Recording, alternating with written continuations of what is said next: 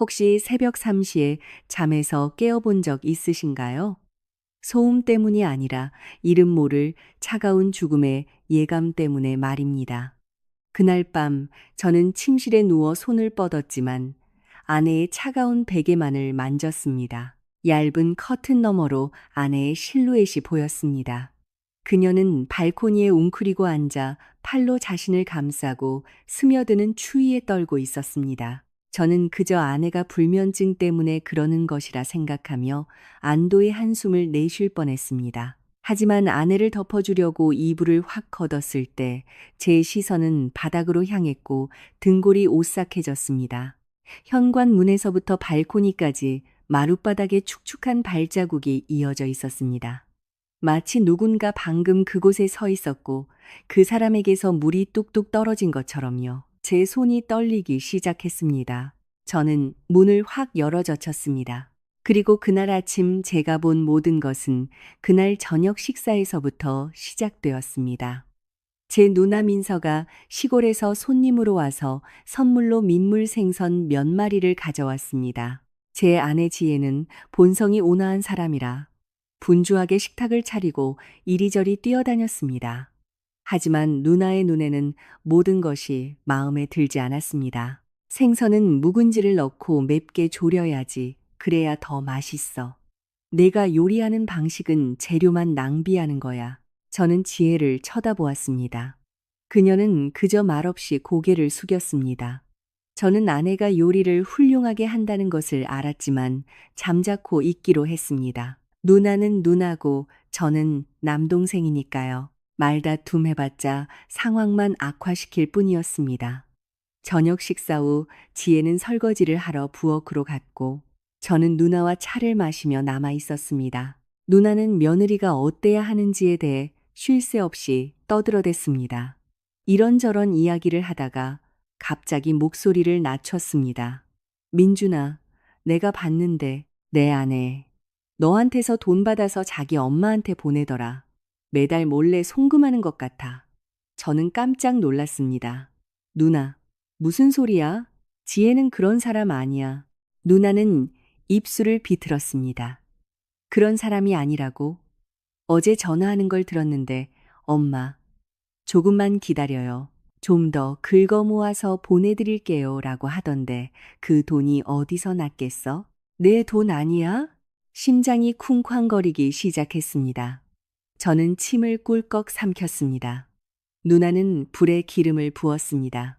넌 그냥 맹목적으로 믿고 있지. 서울 남편한테 시집온 시골 여자애들 중에 남편 등 골 빼서 자기 식구들 돕지 않는 애들이 얼마나 될 것 같아?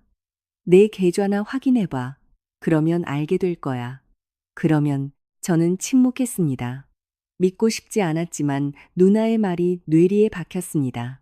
그날 밤, 아내 옆에 누워 뒤척이며 잠을 이룰 수 없었습니다. 저는 몰래 휴대폰을 열어 은행 앱에 들어갔습니다.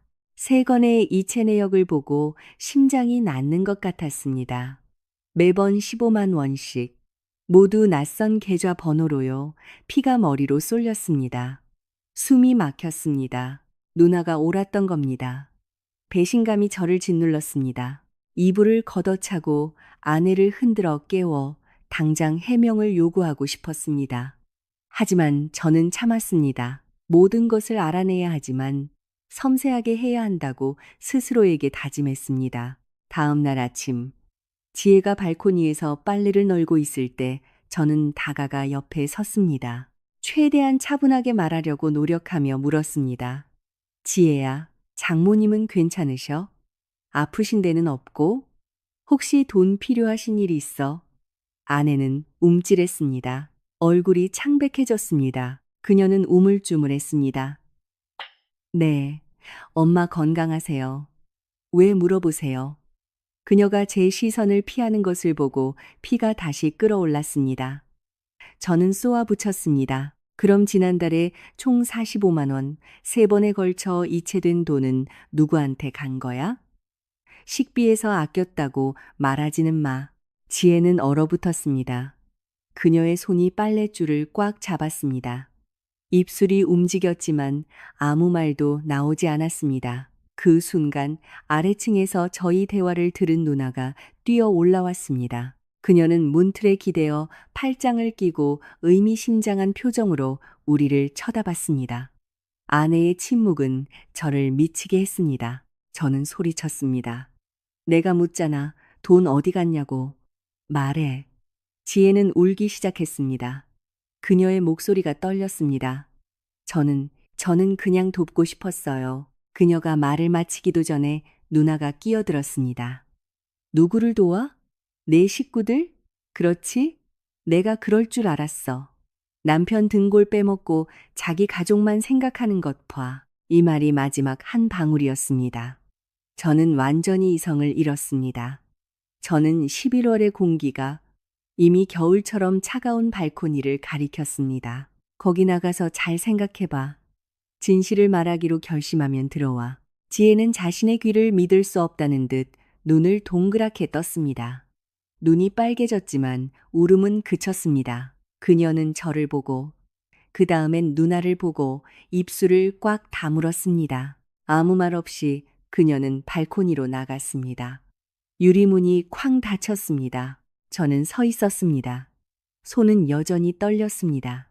반투명 유리 너머로 아내가 웅크리고 앉아 어깨를 감싸고 있는 모습이 보였습니다. 그녀의 작은 등이 차가운 바람에 떨고 있었습니다. 누나가 다가와 제 어깨를 툭 쳤습니다. 그렇게 버릇을 가르쳐야 해. 안 그러면 아주 기어오를 거야. 저는 대답하지 않았습니다. 저는 문을 쳐다본 다음 잠금 장치를 돌리고 열쇠를 꽂았습니다. 열기 위해서가 아니라 안에서 잠그기 위해서였습니다. 저는 침대에 누워 눈을 크게 뜨고 천장을 바라봤습니다. 시계가 밤 11시를 쳤습니다. 방은 어두웠습니다. 오직 가로등 불빛만이 커튼 틈으로 스며들어 벽에 희미한 줄무늬를 그렸습니다. 저는 귀를 기울였습니다. 고요함은 이상하고 부자연스러웠습니다. 발코니에서는 아무 소리도 들리지 않았습니다. 아직 화가 나 있나 보군.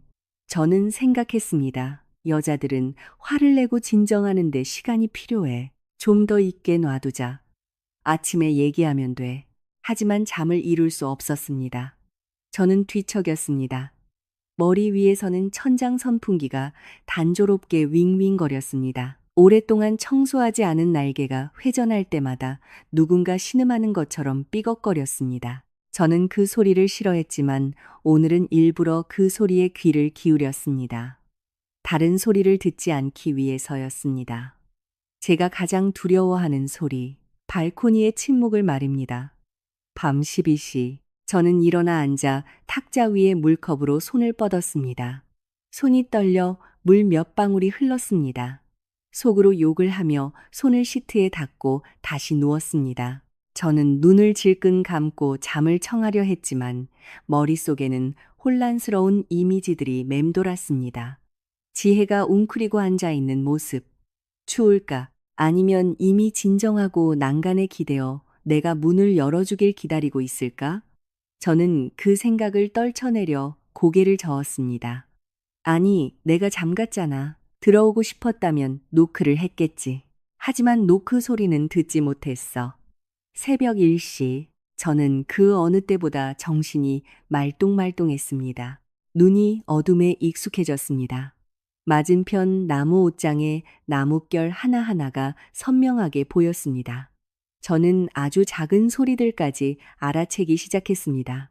거리를 지나가는 오토바이 소리, 멀리서 들려오는 개 짖는 소리, 욕실 수도꼭지에서 떨어지는 물방울 소리. 하지만 문을 두드리는 소리는 없었고 발코니에서도 아무 소리가 들리지 않았습니다. 완전한 침묵, 불안감이 저를 엄습하기 시작했습니다. 이상하네. 저는 생각했습니다.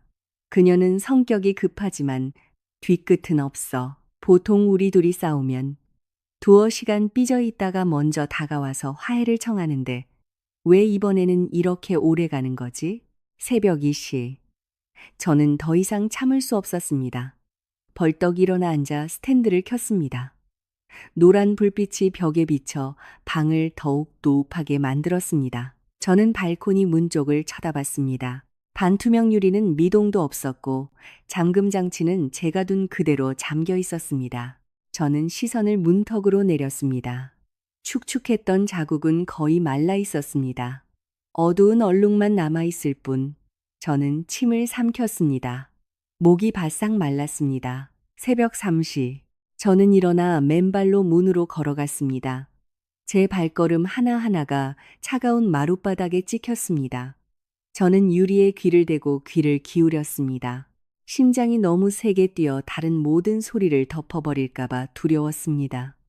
하지만 아니, 아무것도 들리지 않았습니다. 한숨 소리도, 흐느낌도, 심지어 지혜가 화가 났지만 화해하고 싶을 때 보통 그랬던 것처럼 제 이름을 부르는 소리도 들리지 않았습니다. 저는 틈새로 속삭였습니다. 지혜야. 자. 침묵. 저는 유리를 가볍게 두드렸습니다. 톡, 톡. 침묵. 얼음장 같은 냉기가 등줄기를 타고 흘렀습니다. 저는 서둘러 잠금 장치를 풀었습니다. 손이 너무 떨려서 자물쇠를 여는데 몇 초가 걸렸습니다. 마침내 문이 열렸습니다. 돌풍이 방 안으로 몰아쳐 저를 차갑게 만들었습니다. 발코니는 텅 비어 있었습니다. 저는 당황해서 주위를 둘러보았습니다. 구석구석에는 화분 몇 개, 덜 마른 빨래가 널린 건조대, 그리고 타일 바닥에 작은 무릉덩이 뿐이었습니다. 저는 난간을 보았습니다. 그곳에는 아내의 신발 자국이 바깥쪽을 향해 선명하게 나 있었습니다. 저는 난간 너머로 몸을 기울여 아래를 내려다봤습니다. 희미한 노란 가로등 불빛에 젖은 텅 빈 거리, 길가의 늙은 포플러 나무 아래에 하얀 덩어리 같은 것이 놓여 있었습니다. 저는 똑똑히 볼 수 없었고 감히 보려고 하지도 않았습니다. 저는 얼음장 같은 난간을 붙잡고 서 있었습니다. 손톱이 벗겨진 페인트를 파고들었습니다. 밤바람이 뼛속까지 스며들고 머리카락을 흩날렸습니다. 저는 고개를 숙여 먼지로 더러워진 맨발을 내려다봤습니다. 만약 그녀가 괜찮다면 왜 떠났을까? 만약 그녀가 떠났다면 왜 그녀의 흔적은 아직 여기에 남아있을까? 만약 그녀가 괜찮지 않다면 나는 아무 소리도 듣지 못했을까? 수십 개의 질문이 머릿속에서 맴돌았고 그 모든 질문 위로 저주처럼 단 하나의 질문이 계속해서 반복되었습니다. 내가 왜 문을 잠갔을까? 왜? 동입했습니다. 희끄무레한 흐린 빛이 아침 안개를 뚫고 들어와 제 지친 얼굴을 비췄습니다. 저는 그렇게 3시간 동안 문틀에 기대어 아래의 공허함을 뚫어지게 쳐다보며 서 있었습니다. 온몸이 마비되고 맨발은 얼었지만 움직일 수 없었습니다. 두려웠습니다. 진실과 마주해야 하는 순간이 두려웠습니다. 마침내 첫 햇살이 거리의 구석구석을 비추기 시작했을 때 계단을 급히 뛰어내려오는 발소리가 들렸습니다.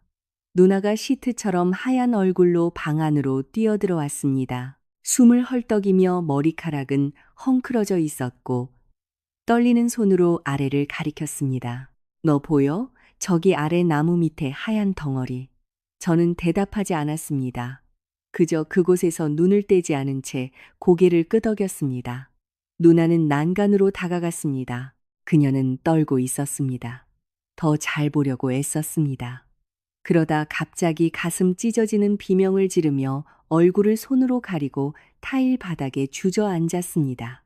맙소사, 맙소사, 얘야, 개. 그녀는 말을 잇지 못하고 절망적으로 울기만 했습니다. 심장이 배섰습니다. 저는 누나를 나무 쪽을 가리키는 그녀의 떨리는 손을 내려다봤습니다. 저는 침을 삼켰습니다. 목구멍이 유리 조각을 삼킨 것처럼 건조하고 아팠습니다.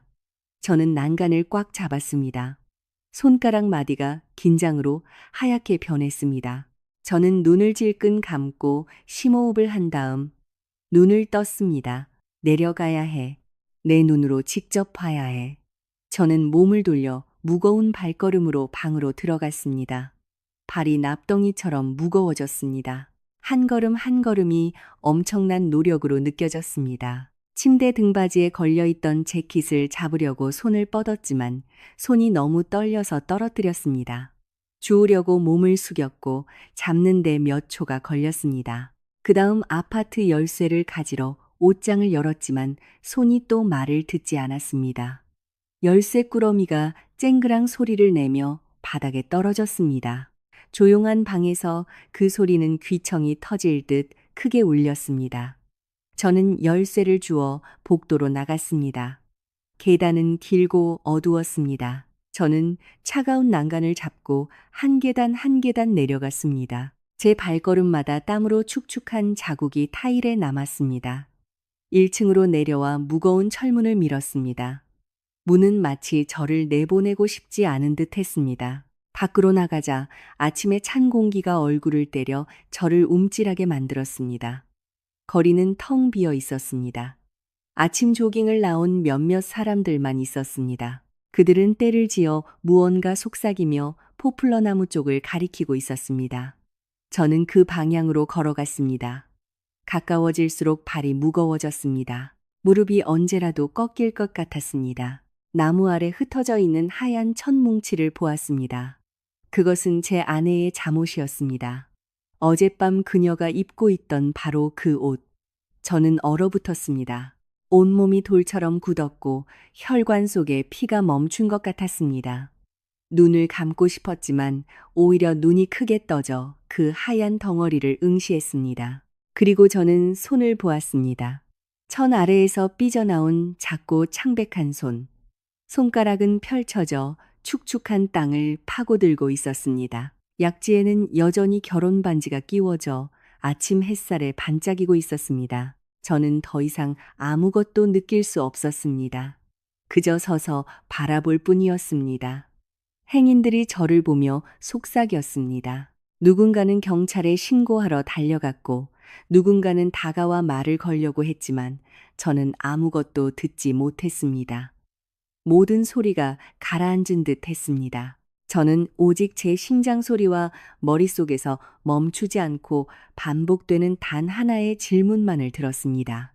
왜 그녀는 뛰어내렸을까? 왜 그녀는 뛰어내렸을까? 저는 몇 걸음 더 옮겼습니다. 가까이 다가가자 그녀의 얼굴이 보였습니다. 얼굴은 옆으로 돌려져 있었습니다. 헝클어진 머리카락이 반쯤 가리고 있었지만 저는 그녀를 알아볼 수 있었습니다. 제 아내. 그녀는 버려진 인형 같은 자세로 미동도 없이 누워 있었습니다. 그리고 그때 저는 보았습니다.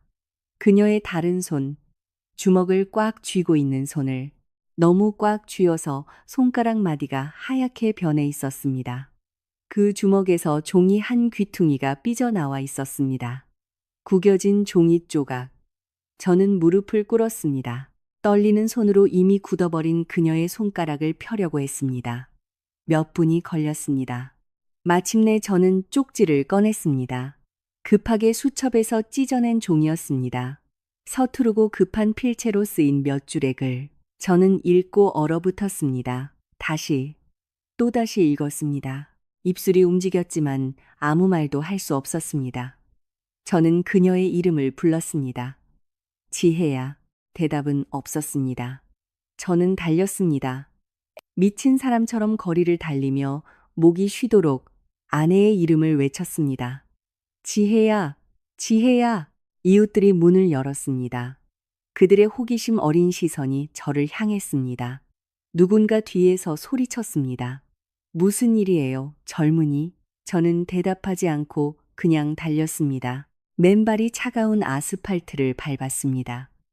작은 돌멩이들이 피부를 파고들어 타는 듯한 고통을 주었지만 아무것도 느끼지 못했습니다. 저는 한 거리에서 다른 거리로 달렸습니다. 모든 나무 아래 모든 덤불 속 모든 어두운 구석을 들여다봤습니다. 길가의 쓰레기통 몇 개를 뒤집어 엎어 쥐떼를 놀라게 했습니다. 시장에서 돌아오던 어떤 할머니가 저를 보고 고개를 저으며 중얼거렸습니다. 저 총각 미쳤나 보군. 저는 상관없었습니다. 그저 아내를 찾고 싶었을 뿐입니다. 그때 휴대폰이 생각났습니다. 주머니에서 꺼냈습니다. 손이 너무 떨려서 떨어뜨릴 뻔했습니다.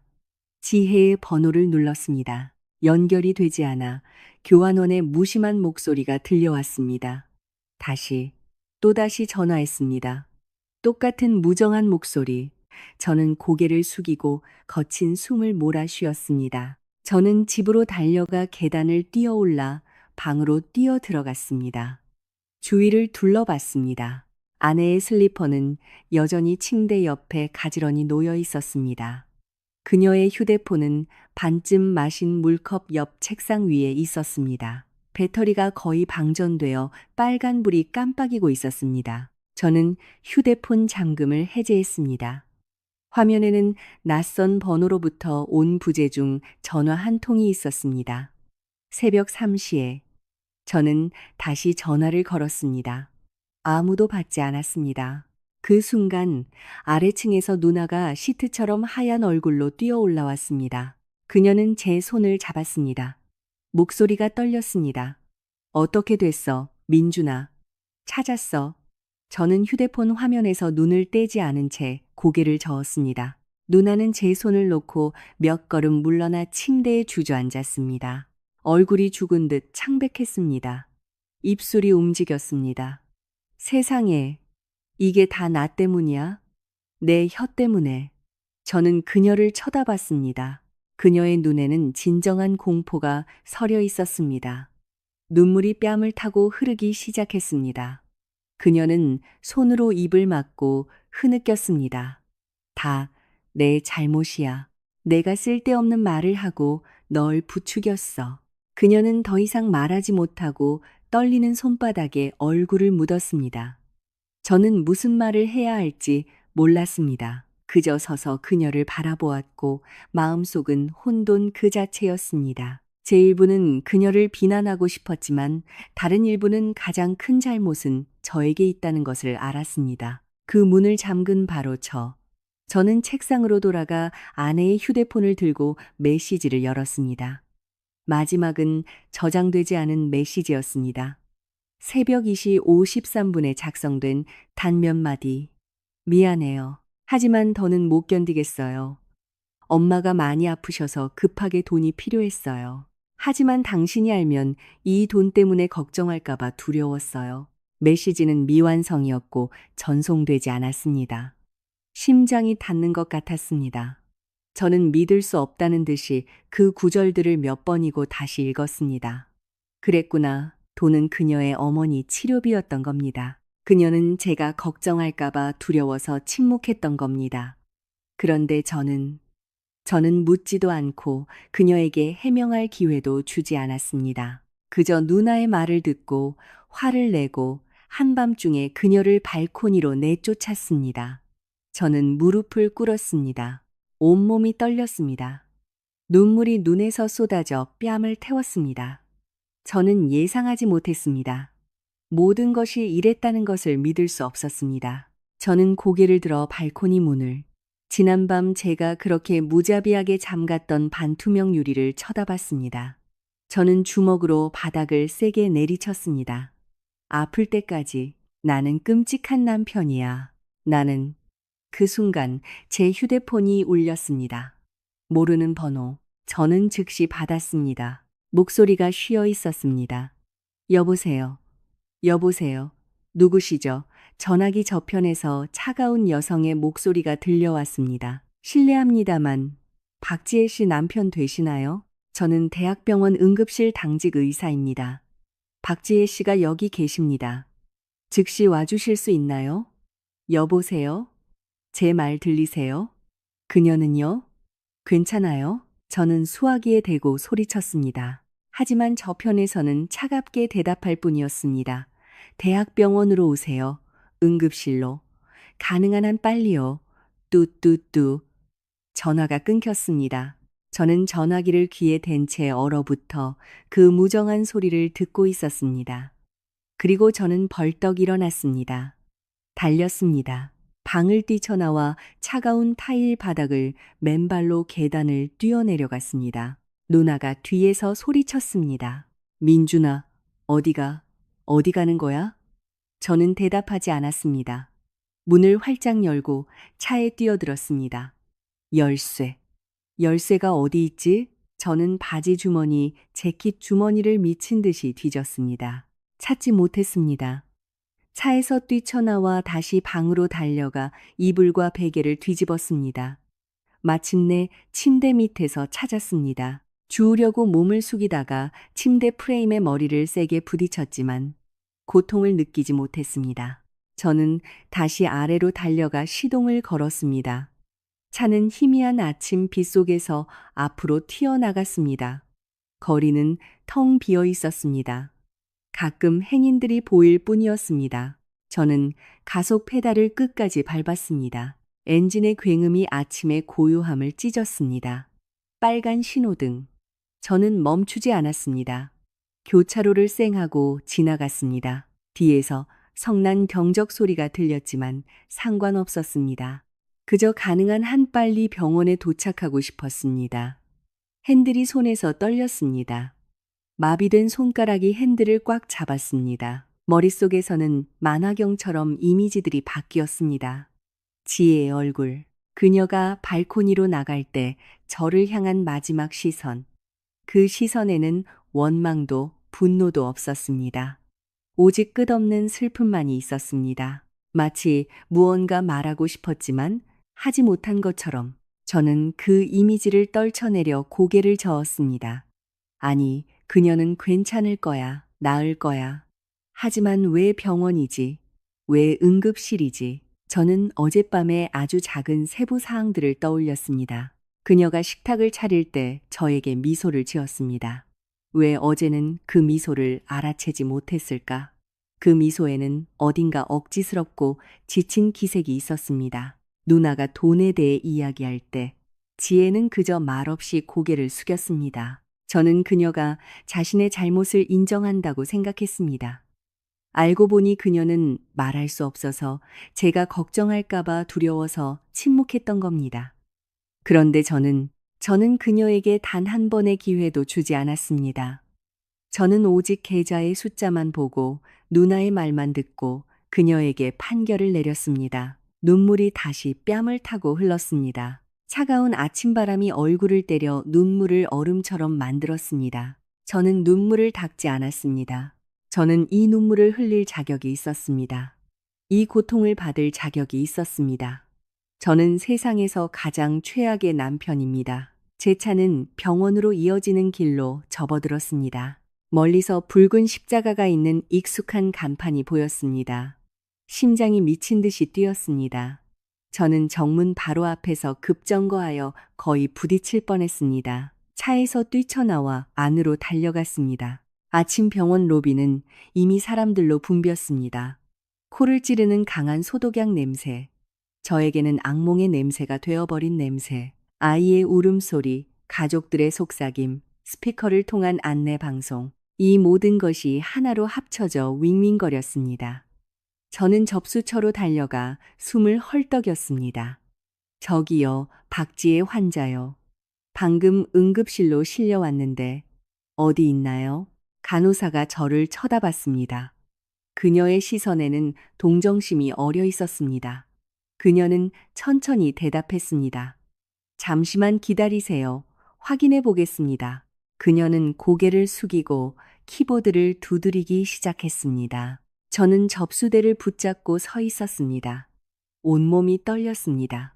매 순간이 영원처럼 길게 느껴졌습니다. 저는 꽉 닫힌 병실 문 앞에서 기다리는 낯선 얼굴들을 둘러봤습니다. 간호사가 저를 쳐다봤습니다. 박지혜 환자분은 2층 중환자실 3호실에 계십니다. 복도 끝 계단으로 올라가서 오른쪽으로 가세요. 저는 감사 인사를 할 틈도 없이 계단으로 달려갔습니다. 제 발소리가 텅 빈 공간에서 크게 울렸습니다. 2층으로 올라가 복도를 따라 달렸습니다. 양쪽에는 긴 벤치가 놓여 있었습니다. 그 위에는 환자 가족들이 앉아 있었는데 누군가는 얼굴을 손으로 가리고 있었고 누군가는 멍하니 허공을 응시하고 있었습니다. 중환자실 3호실, 하얗고 꽉 닫힌 문, 그 위에는 빨간 등이 켜져 있었습니다. 저는 그 문 앞에 서서 감히 들어가지 못했습니다. 심장이 팼는 것 같았습니다. 노크하려고 손을 들었지만 공중에서 멈췄습니다. 만약 그녀가 살아남지 못했다면? 만약 내가 사과할 기회를 놓친다면? 그 순간 문이 열렸습니다. 흰 가운을 입은 여의사가 나왔습니다. 그녀의 얼굴은 긴장되어 있었습니다. 그녀는 저를 보고 마른 목소리로 물었습니다. 박지의 환자분 보호자 되시나요? 저는 아무 말도 할 수 없어 고개를 끄덕였습니다. 의사는 오랫동안 저를 쳐다보다가 한숨을 쉬었습니다. 들어오세요. 저는 병실로 들어갔습니다. 형광등의 밝은 빛이 차가운 타일 바닥에 반사되었습니다. 코를 찌르는 알코올 냄새에 메스꺼움이 느껴졌습니다. 안에는 의사와 간호사들이 침대 주위에 서 있었습니다. 저는 아내를 볼 수 없었습니다. 주위를 둘러싼 하얀 스크린과 그 너머의 희미한 실루엣만 보일 뿐이었습니다. 의사는 저를 구석으로 데려가 커튼을 쳤습니다. 그녀는 진지한 눈빛으로 저를 쳐다봤습니다. 환자분 남편이시죠? 저는 침을 삼키며 고개를 끄덕였습니다. 목이 바싹 말랐습니다. 그녀는 괜찮나요? 의사 선생님? 의사는 바로 대답하지 않았습니다. 그녀는 손에 든 서류를 보다가 다시 저를 보았습니다. 상태는 지금 안정시켰습니다만 몇 가지 우려스러운 증상을 발견했습니다. 안정시켰다는 말을 듣고 심장이 돌덩이를 내려놓은 것 같았습니다. 하지만 의사의 다음 말은 저를 얼어붙게 만들었습니다. 우려스러운 증상이라고요? 그게 무슨 말이죠? 의사는 저를 뚫어지게 쳐다봤습니다. 몇 가지 질문을 드려야겠습니다. 정확하게 대답해 주세요. 저는 혼란에 가득 차 고개를 끄덕였습니다. 의사는 시작했습니다. 어젯밤에 아내분께서 뭔가 특이한 것을 먹거나 마셨나요? 낯선 음식을 먹었다거나 어떤 약을 복용했다거나요? 저는 고개를 저었습니다. 아니요, 저녁은 평범했어요. 고등어 조림, 샐러드, 주스요. 의사는 메모를 하고 다시 물었습니다. 저녁 식사 중에 행동이 좀 이상하지 않았나요? 메스꺼움이나 어지러움, 복통을 호소한다거나요? 저는 기억을 더듬어 봤습니다. 아니요, 평소와 같았어요. 먹는 것도 평소 같았고요.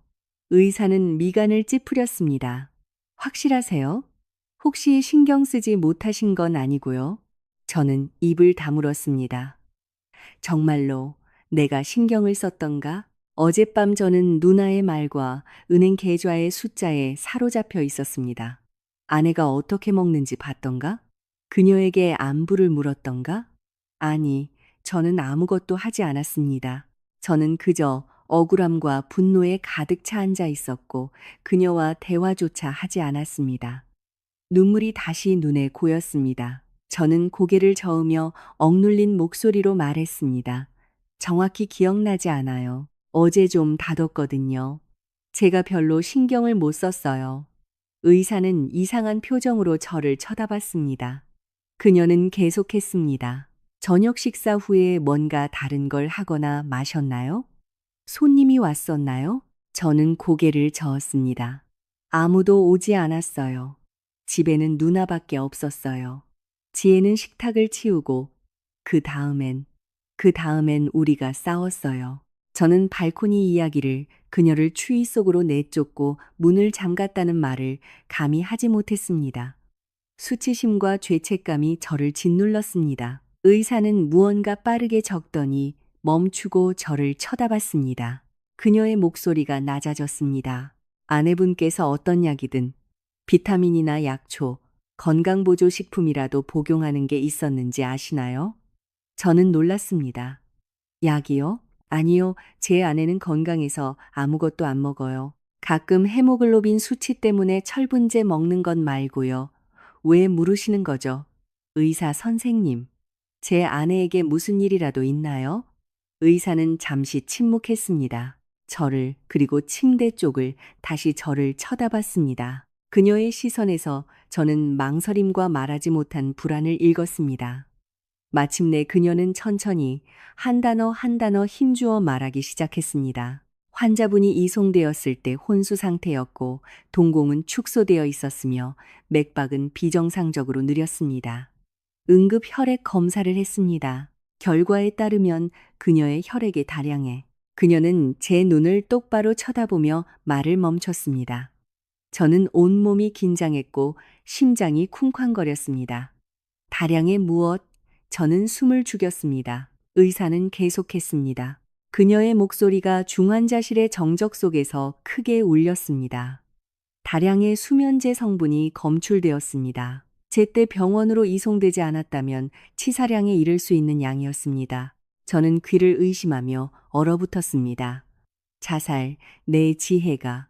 그녀는 상처받기 쉬운 사람이었지만 그런 절망적인 선택을 할 수 있을 거라고는 상상도 못했습니다. 의사 선생님, 혹시 실수하신 건 아닌가요?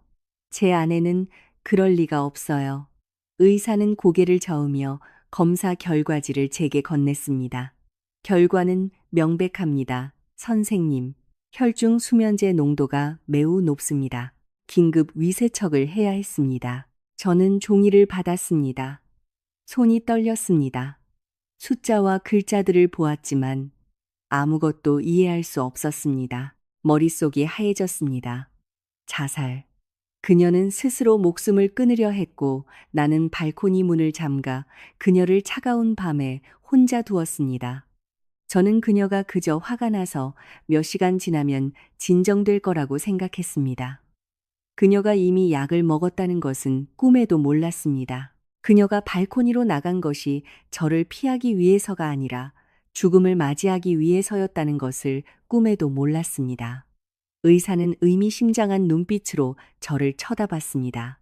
아내분께서 수면제를 정기적으로 복용했나요? 아니면 최근에 구입했나요? 저는 고개를 저었습니다. 모르겠어요. 불면증을 호소한 적은 없었어요. 약 먹는 걸 본 적도 없고요. 의사는 메모를 하고 제게 말했습니다. 여기서 잠시 기다리세요. 몇 가지 추가 정밀 검사를 해야 합니다. 우려되는 다른 수치들도 있습니다. 그녀는 몸을 돌려 떠났고 저는 복도에 홀로 남겨졌습니다. 저는 의자에 주저앉아 머리를 감싸 쥐었습니다. 머릿속에는 혼란스러운 생각들이 소용돌이쳤습니다. 왜 그녀는 그랬을까? 그깟 돈 때문에, 내가 화가 나서 그녀를 내쫓았기 때문에, 아니면 다른 무언가가 있었을까? 저는 최근 며칠을 떠올렸습니다.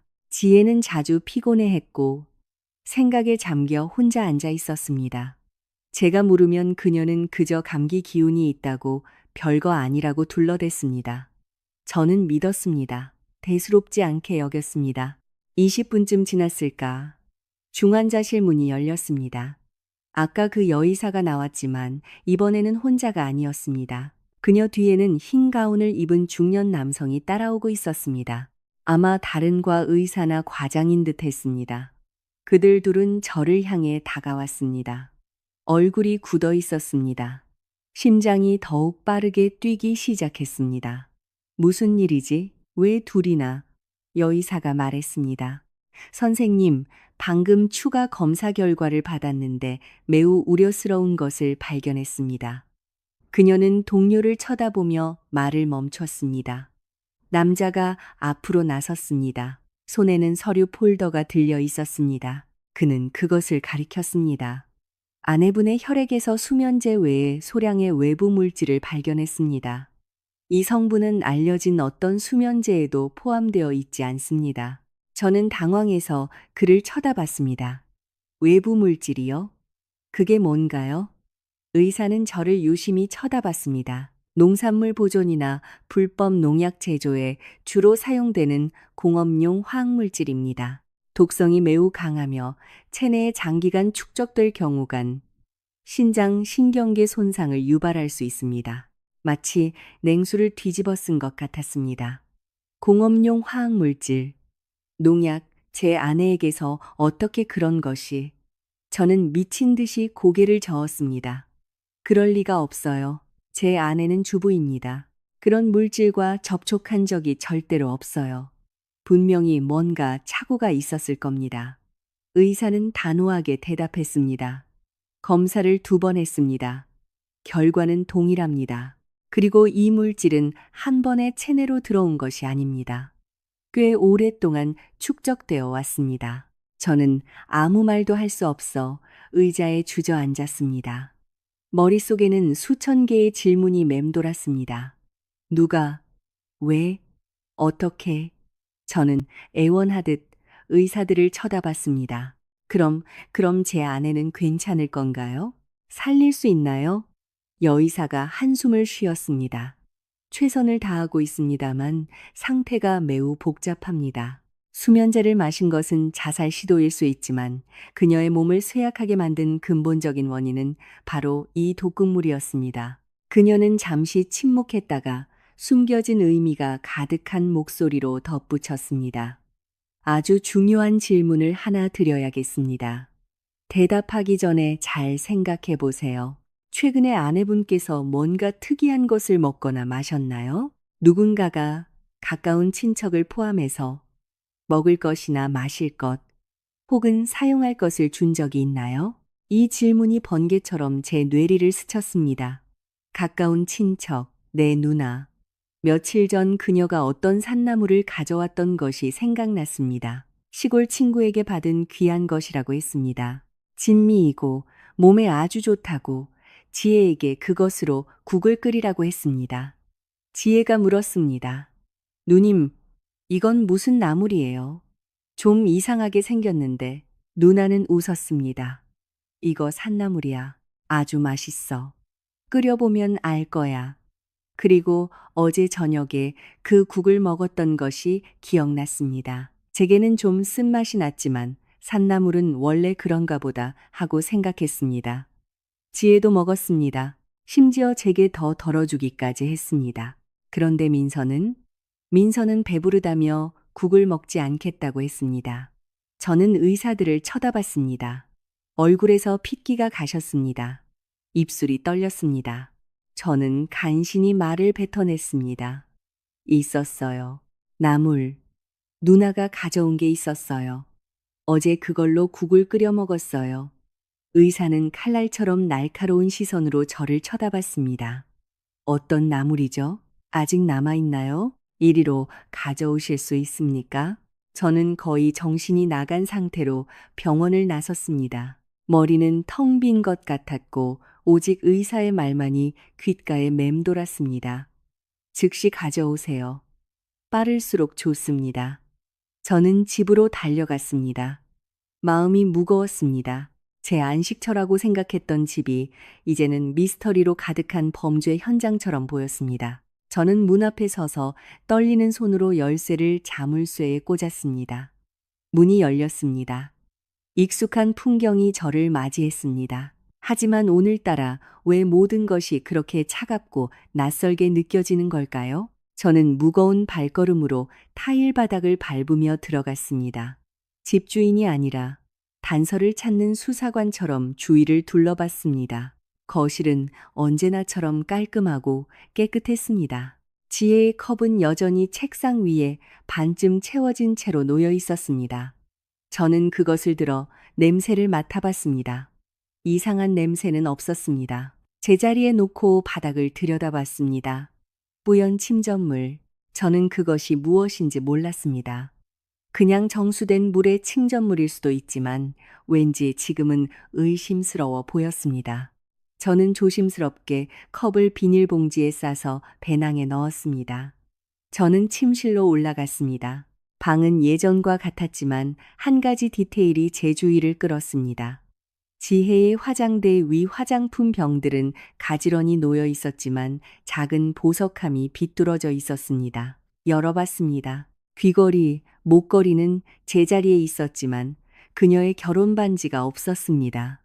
그녀가 항상 끼고 다니며 절대 빼지 않던 바로 그 반지. 그녀가 나무 아래 누워 있을 때 손가락에서 반지를 받는지 기억해 보려 했지만 기억나지 않았습니다. 그 장면은 너무 혼란스러웠습니다. 제대로 보지 못했습니다. 저는 발코니로 나갔습니다. 유리문은 닫혀 있었지만 손잡이에서 기름이나 땀 같은 뿌연 자국을 발견했습니다. 바닥으로 몸을 숙였습니다. 축축했던 자국은 말랐지만 문턱 바로 앞 타일에 가늘고 어두운 선이 있었습니다. 휴대폰 손전등을 켰습니다. 그것은 머리카락이었습니다. 하지만 지혜의 것이 아니었습니다. 그녀의 머리카락은 검고 길고 직모였습니다. 이 머리카락은 더 짧고 옅은 갈색이었습니다. 누구의 것일까? 저는 조심스럽게 그것을 주워 봉지에 넣었습니다. 저는 발코니로 나갔습니다. 바람은 여전히 차갑게 불었습니다. 지혜가 그렇게 정성껏 돌보던 화분들은 여전히 푸르렀습니다. 저는 그녀가 누워있던 곳을 내려다봤습니다. 그 다음 난간을 보았습니다. 그녀의 신발 자국은 여전히 그곳에 있었지만 저는 더 희미한 다른 자국을 발견했습니다. 마치 누군가 역시 이곳에 서 있었지만 흔적을 지우려고 한 것처럼. 저는 몸을 숙여 자세히 들여다봤습니다. 발코니의 먼 구석, 가장 큰 화분 뒤에서 무언가를 발견했습니다. 담배꽁초. 저는 담배를 피우지 않습니다. 지혜도 마찬가지입니다. 누나가 담배 피우는 것도 본 적이 없습니다. 이게 왜 여기에 있을까? 저는 그것을 주었습니다. 필터는 아직 하얗고 비에 젖지 않았습니다. 담배는 최근에 피운 것이었습니다. 어젯밤이나 오늘 아침일지도 모릅니다. 저는 그것을 머리카락과 함께 봉지에 넣었습니다. 제가 서성이는 동안 계단에서 소리가 들렸습니다. 발소리, 익숙한 발소리. 민서 누나가 올라오고 있었습니다. 그녀는 방으로 들어왔습니다. 얼굴에는 여전히 겁에 질린 기색이 역력했습니다. 하지만 발코니에 있는 저를 보자 그녀의 눈이 가늘어졌습니다. 시선이 아주 빠르게 스쳐 지나갔지만 저는 그것을 포착했습니다. 돌아왔구나. 민준아, 지혜는 어때? 괜찮아? 그녀가 물었습니다. 목소리는 걱정스러워 보였지만 왠지 모르게 저는 그 안에서 거짓을 느꼈습니다. 저는 말없이 그녀를 쳐다보다가 최대한 차분하게 물었습니다. 누나, 어젯밤에 우리랑 지혜 말고 여기 누가 있었어? 집에 낯선 사람 못 봤어? 누나의 얼굴이 순간 변했다가 다시 평소처럼 돌아왔습니다. 낯선 사람? 아무도 없었어. 나는 일찍 잠들어서 아무도 못 봤는데. 왜 물어? 그녀는 너무 빠르고 너무 매끄럽게 대답했습니다. 마치 미리 답을 준비해 둔 것처럼. 저는 그녀의 눈을 쳐다봤습니다. 그녀는 시선을 피했습니다. 이거, 발코니에서 이 꽁초를 주웠어. 나는 담배 안 피워. 지혜도 그렇고. 누군지 알아? 저는 그녀에게 꽁초를 보여줬습니다. 그녀는 그것을 쳐다봤습니다. 얼굴이 약간 창백해졌습니다. 나는 몰라. 아마 옆집 꼬마가 던졌거나 친구들 중 누가 왔었나 보지. 우리 집은 3층이고 발코니는 유리로 막혀 있습니다. 어떻게 무언가를 던질 수 있겠습니까? 저는 아무 말도 하지 않고 꽁초를 주머니에 넣었습니다.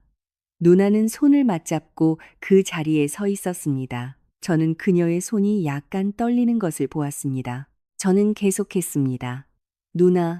누나가 가져온 그 나물 아직 남아 있어? 내가 좀 요리해 보고 싶은데. 누나는 움찔했습니다. 나물? 그 산나물 다 떨어졌어. 어제 다 끓였잖아. 왜? 저는 말했습니다. 그래? 아쉽네. 의사 선생님이 지혜가 식중독일 수도 있다고 해서 어제 먹은 음식을 검사하고 싶어 하더라고. 분석 맡기러 가져갈까 생각했거든. 누나의 얼굴이 하얗게 질렸습니다. 입술이 움직였지만 아무 말도 하지 못했습니다. 잠시 후 그녀는 더듬거렸습니다. 식중독. 무슨 식중독? 그 나물 깨끗해. 시골 내 친구가 직접 키운 거야. 나한테 가져다 준 거고. 저는 눈도 깜빡이지 않고 그녀를 쳐다봤습니다. 어떤 친구, 누나. 혹시 이상한 걸 키우는지 알아보고 싶어서. 아니면 전화번호 좀 줘봐. 내가 확인해 달라고 부탁하게. 누나는 한 걸음 물러섰습니다. 얼굴이 죽은 듯 창백해졌습니다. 번호? 번호? 친구. 기억이 안 나네. 오랫동안 연락 안 했거든. 에이, 민준아. 설마 나물 때문이겠어. 아마 날씨 때문일 거야. 걔가 그냥 몸이 약해서 그래. 저는 더 이상 아무 말도 하지 않았습니다. 방을 둘러보고 누나를 쳐다봤습니다. 모든 것이 갑자기 다르게 보였습니다. 익숙한 벽, 정든 물건들이 이제는 의심의 눈초리로 저를 쳐다봤습니다. 그리고 제가 항상 믿었던 누나는 거짓의 균열로 가득한 얼굴로 제 앞에 서 있었습니다. 저는 방을 나와 계단을 내려갔습니다. 계단 아래에서 멈춰 서서 돌아봤습니다. 누나는 여전히 그곳에 서 있었습니다. 그녀의 실루엣이 어스름 속에서 흐릿해졌고 하나의 큰 질문이 머릿속에서 계속해서 맴돌았습니다. 어젯밤에 우리 말고 또 누가 여기에 있었을까? 저는 집으로 가지 않았습니다. 경찰에서 일하는 가장 친한 친구에게로 곧장 향했습니다. 그의 이름은 지훈이었습니다. 우리는 학교를 같이 다녔고 20년 넘게 친구로 지냈습니다. 우리는 길모퉁이 카페에서 만났습니다. 그는 저를 보고 물었습니다. 너 무슨 일 있어? 얼굴이 말이 아닌데. 저는 대답하지 않았습니다. 그저 배낭에서 모든 것을 꺼내 테이블 위에 올려놓았습니다. 컵, 머리카락, 담배꽁초, 그리고 처음부터 모든 것을 이야기했습니다. 지훈이는 끼어들지 않고 조용히 들었습니다. 제가 말을 마치자 그는 저를 쳐다봤습니다. 그의 시선이 진지해졌습니다. 너, 내 이야기가 더 이상 단순한 가족 문제가 아니라는 건 알지? 저는 침을 삼켰습니다. 알아. 그래서 너한테 온 거야. 지훈이는 담배꽁초를 집어들고 살펴본 다음 머리카락 그리고 컵을 보았습니다. 그가 물었습니다. 네가 이거 가져온 거 아는 사람 있어? 저는 고개를 저었습니다. 나하고 누나뿐이야. 집에서 바로 너한테 온 거야. 지훈이는 고개를 끄덕였습니다. 좋아. 이건 나한테 맡겨. 감식에 보내겠지만 모든 건 극비리에 진행해야 해. 아무도 알아선 안 돼. 특히 내 누나는. 저는 불안하게 그를 쳐다봤습니다. 하지만 만약 거기에 정말 독극물이 있다면 지훈이는 한숨을 쉬었습니다. 만약 그렇다면 그건 더 이상 내 개인적인 일이 아니야. 법과 사람의 생명에 관한 문제지. 그러면 나는 상부에 보고해야 하고 우리는 공식적인 수사를 시작할 거야. 저는 충격에 빠져 앉아 있었습니다. 법, 수사, 제3과는 아무 관련이 없을 거라고 생각했던 단어들. 지훈이는 저를 쳐다보며 목소리를 낮췄습니다. 만약 누군가 의도적으로 내 아내를 독살하려 했다는 게 밝혀지면 그건 매우 심각한 범죄라는 거 알지. 그리고 그 사람이 가족이라면 더욱 용서할 수 없는 일이야. 저는 움찔했습니다. 내 누나, 설마 그녀일까? 만약 그렇다면 왜? 저는 애원하듯 지훈이를 쳐다봤습니다. 나 어떻게 해야 해, 지훈아? 나는 그냥 진실을 알고 싶을 뿐이야. 지훈이는 제 어깨에 손을 얹었습니다. 지금은 집으로 돌아가서 기다려. 아무것도 하지 마. 누나한테 더 이상 아무 질문도 하지 말고 무언가 의심하고 있다는 티를 내지 마. 만약 정말 그녀 짓이고 네가 의심하고 있다는 걸 알게 되면 그녀는 증거를 인멸하기 시작할 거야. 그러면 모든 게 더 복잡해질 뿐이야. 저는 침을 삼키고 고개를 끄덕였습니다. 지훈이는 계속했습니다. 기다려. 내가 연구소에 연락해서 가능한 한 빨리 분석해달라고 부탁할게. 결과가 나오는 대로 전화할게. 하지만 기억해. 독단적으로 행동하지 마. 이건 법과 인명에 관련된 심각한 사건이야. 너 혼자 아무것도 해서는 안 돼. 알았지? 저는 부슬부슬 내리는 비를 맞으며 집으로 돌아갔습니다. 집은 조용하고 어두웠습니다. 불을 켜고 소파에 앉아 주위를 둘러봤습니다. 모든 것이 그대로였지만 왠지 모르게 너무 추웠습니다. 누나는 자기 방에 있었습니다. 문은 굳게 닫혀 있었습니다. 아무 소리도 들리지 않았습니다. 저는 빗방울이 유리를 두드리는 소리, 벽시계가 똑딱거리는 소리를 들으며 앉아 있었습니다. 시간은 고통스럽게 느리게 흘러갔습니다. 저는 지훈이의 전화를 기다리며 휴대폰을 쳐다봤습니다. 전화기가 진동할 때마다 심장이 빚는 것 같았지만 스팸 메시지와 광고 전화뿐이었습니다. 저는 앉아서 생각했습니다. 만약 분석 결과가 독극물의 존재를 확인한다면 나는 어떻게 누나의 눈을 쳐다볼까?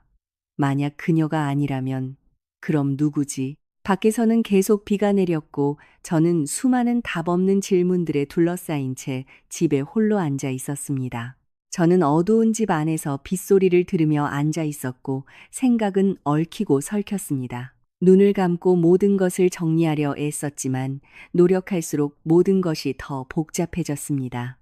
제가 항상 존경했던 누나 민서. 어릴 적부터 엄마 대신 저를 돌봐주었습니다. 글쓰기를 처음 가르쳐 준 것도, 제가 괴롭힘을 당할 때 보호해 준 것도 누나였습니다. 그런데 이제 제 생각 속에서 그녀는 주요 용의자였습니다. 제가 나물에 대해 물었을 때 그녀의 시선을 떠올렸습니다. 그 시선에는 올케에 대한 걱정이 아니라 두려움이 있었습니다. 발각될 것에 대한 두려움. 하지만 왜 그녀는 그런 짓을 했을까? 그녀와 지혜 사이에 무슨 원한이 있었을까? 제 안에 조용하고 온화하며 누구에게도 목소리를 높인 적이 없는 사람. 누나는 비록 거칠고 가르치길 좋아했지만 해를 끼칠 수 있는 사람이라고는 생각하지 않았습니다. 설마 돈 때문일까? 아니면 질투 때문일까? 저는 고개를 저었습니다. 아니, 그럴 리 없어. 그 다음 어머니를 생각했습니다. 시골에 사시면서 가끔 손님으로 오십니다. 지혜와는 평탄한 관계였고 싸운 적도 없었습니다. 하지만 언젠가 엄마가 지혜는 살림을 잘못하고 며느리는 이래야 하고 저래야 한다고 무심코 말씀하신 것을 기억합니다. 엄마가 무언가 꾸몄을 수 있을까? 아니, 우리 엄마는 소박하고 착한 분이야. 그럴 리 없어. 아니면 가사도우미? 우리 집에는 시골에서 온 가사도우미 아주머니가 있었습니다.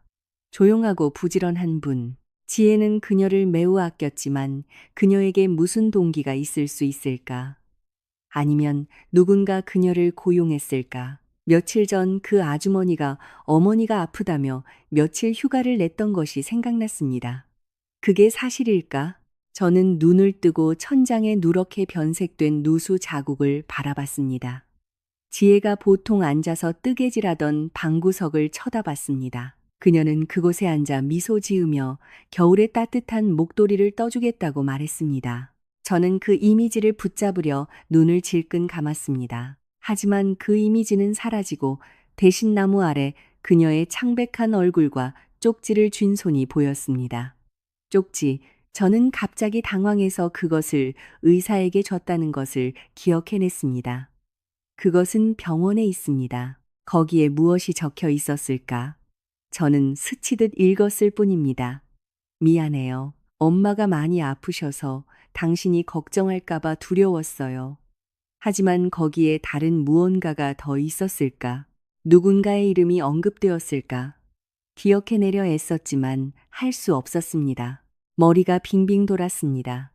그 다음 이웃들을 생각했습니다. 옆집 아저씨는 자주 들러 지혜에게 안부를 묻곤 했습니다. 그는 상냥해 보였지만 왠지 제 아내를 너무 오래 쳐다보는 것 같았습니다. 아니면 건너편 아파트의 아주머니.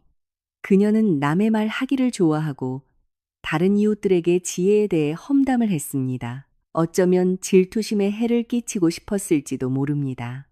저는 머리를 감싸 쥐었습니다. 생각이 벌떼처럼 윙윙거렸습니다. 누구를 생각하든 의심할 이유를 찾았고 그 다음에는 사람들을 나쁘게 생각한다고 스스로를 나무라며 부정했습니다. 그들은 친척이고 좋은 이웃입니다. 어떻게 그들이 그럴 수 있을까? 하지만 그들이 아니라면 누구지? 한밤중에 우리 집에 침입해 음식에 독을 타고 발코니에 담배꽁초를 남기고 낯선 머리카락을 남긴 외부인. 이런 것들은 저절로 생길 수 없습니다. 누군가 여기에 있었고 누군가 제 아내와 아주 가까이 있었습니다. 그녀가 발코니로 나갔던 바로 그 밤에 저는 누나의 방문을 올려다봤습니다. 여전히 닫혀 있었습니다. 그녀는 거기서 뭘 하고 있을까? 자고 있을까? 아니면 걱정하고 있을까? 두려워하고 있을까? 아니면 누군가에게 경고하기 위해 전화하고 있을까? 저는 일어나 올라가려 했지만 다시 앉았습니다. 아니, 지훈이는 아무것도 하지 말고 기다리라고 했어. 저는 의자에 몸을 깊숙이 묻고 얼굴을 손으로 가렸습니다.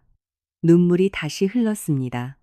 아내가 불쌍했습니다. 제 자신이 미웠고 두려웠습니다. 진실이 두려웠습니다. 만약 진실이 밝혀진다면 저는 이 집의 또 다른 가까운 사람의 눈을 마주해야 할 것입니다. 사랑하는 사람과 적 사이의 경계가 이렇게 얇을까봐 두려웠습니다. 휴대폰이 진동했습니다. 저는 깜짝 놀라 화면을 봤습니다. 지훈이에게서 온 전화였습니다. 심장이 미친 듯이 뛰었습니다. 저는 받았습니다. 손이 떨렸습니다. 지훈아, 결과 나왔어? 전화기 저편에서 지훈이의 목소리가 낮게 깔렸습니다. 응, 결과 나왔어. 집에 있어. 지금 갈게. 15분 후 지훈이가 우리 집에 도착했습니다. 그는 흠뻑 젖은 채로 들어왔지만 얼굴은 침착했고 시선은 차갑고 날카로웠습니다. 그의 표정만 봐도 중요한 일이 일어났음을 알 수 있었습니다. 지훈이는 아무 말 없이 맞은편 의자에 앉아 주머니에서 봉인된 봉투를 꺼냈습니다. 이게 감식 결과야. 방금 연구소에서 가져왔어. 지훈이는 저를 뚫어지게 쳐다보며 봉투를 테이블 위에 놓았습니다. 제 떨리는 손이 그것을 향해 뻗었지만 바로 열지는 않았습니다. 저는 애원하듯 지훈이를 쳐다봤습니다. 말해줘. 안에 뭐라고 쓰여 있어? 지훈이는 한숨을 쉬었습니다. 그의 목소리가 낮아졌습니다.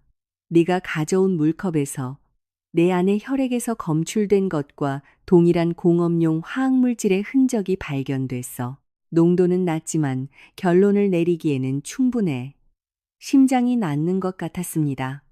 그럼 머리카락은? 지훈이는 저를 쳐다봤습니다. 그 머리카락은 DNA 분석 결과 한 사람의 DNA와 일치했어. 네가 전혀 의심하지 못했을 사람이야. 저는 침을 삼켰습니다. 누군데? 지훈이는 바로 대답하지 않았습니다. 그는 방을 둘러보고 조용히 물었습니다. 내 누나, 어디 있어? 저는 위를 가리켰습니다. 방에. 점심때부터 내려오지 않았어. 지훈이는 고개를 끄덕였습니다. 좋아. 거기 있게 둬. 그는 의자를 저에게 더 가까이 당기고 목소리를 낮췄습니다. 그 머리카락 데이터베이스를 조회해 봤어. 내 누나 것도, 내 어머니 것도, 내 가족 중 누구의 것도 아니야. 김유진이라는 이름의 32세 여성의 것이야. 경기도 출신이고 저는 얼어붙었습니다. 김유진. 들어본 적 없는 이름이었습니다. 김유진. 누구야? 나는 몰라.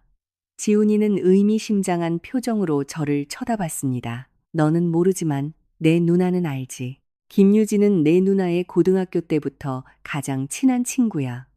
같은 반이었고 같은 동네 출신이지. 저는 충격에 휩싸였습니다. 누나의 친구. 하지만 왜 그녀의 머리카락이 우리 집 발코니에? 그녀가 언제 여기에 있었지? 지훈이는 어깨를 으쓱했습니다. 그건 아직 모르지만 더 중요한 게 있어. 김유진은 현재 도시 외곽의 농화학 제품 생산 공장에서 일하고 있어. 그 기업은 내 안의 혈액에서 발견된 것을 포함한 공업용 화학물질 생산을 전문으로 해. 식은땀이 흘렀습니다. 그러니까 내 말은 그녀가 직장에서 화학물질을 가져왔다는 거야? 지훈이는 고개를 끄덕였습니다. 그럴 가능성이 매우 높아. 그리고 누군가 그녀를 내 집으로 데려와서 내 아내에게 접근할 수 있는 조건을 만들어준 거지. 그 사람은 내부자여야 해. 가족의 일과를 알고 내 아내가 무엇을 먹고 마시는지 아는 사람. 저는 누나의 굳게 닫힌 방문을 올려다봤습니다. 내 누나. 지훈이는 손을 들어 저를 막았습니다. 섣불리 결론 내리지 마. 유진 씨에 대한 감시를 지시했어. 만약 그녀가 직접적인 실행범이라면 의뢰인도 있을 거야. 그리고 그 의뢰인은 아마도 그녀를 여기로 데려온 사람, 내 아내에게 원한을 품을 동기가 있는 사람이겠지. 저는 지훈이를 쳐다봤습니다. 눈이 흐려졌습니다. 무슨 동기? 내지에는 조용하고 누구에게도 나쁜 짓 한 적 없어.